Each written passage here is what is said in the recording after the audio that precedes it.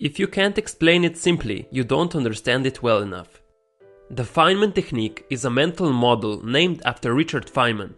He was a Nobel Prize winning physicist who was also called the Great Explainer for his ability to explain complex ideas to others in a simple way. The Feynman technique is designed to help you learn pretty much anything, to understand concepts you don't really get, remember stuff you have already learned, or study more efficiently.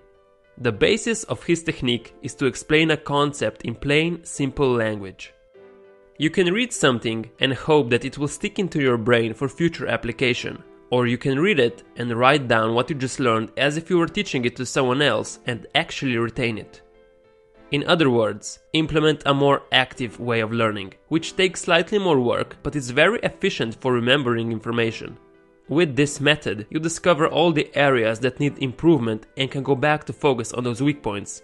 Once you can explain an idea in simple language, you have deeply understood it and will remember it for a long time. Let's walk through the technique together. Step 1.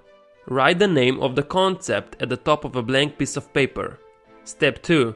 Write down an explanation of the concept on the page in plain English. Pretend you're teaching it to someone else, for example a student.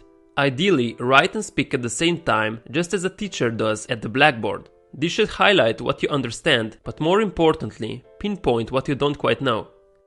Step 3. Review what you have pinpointed you can explain and repeat step 2. Go back to the source material, reread it, and relearn it. Repeat that process until you have explained the whole topic from start to end. Step 4. If you are using overly wordy or confusing language, try again so we can filter the content. Simplify your language and where possible use simple analogy.